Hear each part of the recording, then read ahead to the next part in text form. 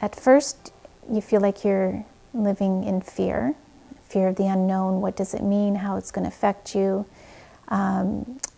What are people going to think after you share the diagnosis? What are my kids going to think? And what am I going to do? So questions like, am I going to be employable? How am I going to function? I think what happens is you start to think too far ahead.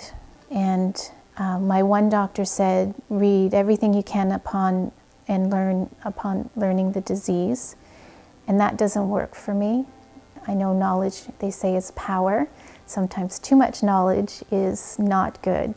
So I started to read a little bit, and then I got very upset because I was comparing myself. So I put that aside. And you just sort of try and think of what the future is going to hold. And you feel like a black cloud is sort of over you all the time. And honestly, the first couple months when I was off work, I sat on the couch and I watched TV. I got up every day, got the kids off to school, and then I'd go and lay on the couch until I thought, I've got to do something. And that's when my husband and I started piecing things together, and he started researching things online, and I started sort of researching things, and we thought there's got to be a silver lining in this. So he connected it to music, and there's a foundation called the Light of Day, and it's associated with Bruce Springsteen. And they started this foundation, and they started having concerts to raise money for Parkinson's and other diseases such as that.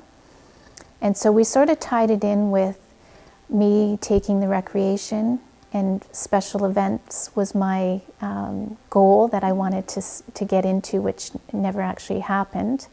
And my husband's a musician. So we started putting this together and said, well, why don't we do something like that? And that's how Let's Shake came into play.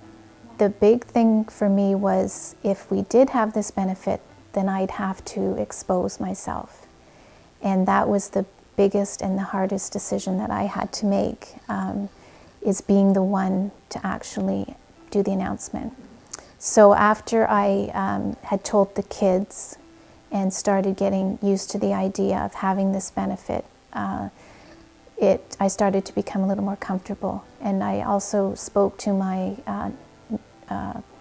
doctor in London, and he gave us the idea of who to fundraise for, and we loved it because the money was going to be dedicated to research and to students that are going to make their career in researching Parkinson's.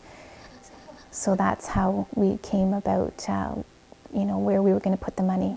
And we wanted it all to go to research and not be spent on administrative costs. I think the most important thing to share is that a lot of people perceive Parkinson's as an older person's disease. And typically people after the age of 60 get it, usually men.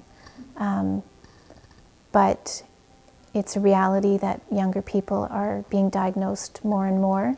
And to raise the awareness of the young onset Parkinson's is our biggest challenge. And what we want to get out there is that if I'm out there, there's got to be a lot more people that are fighting the same thing.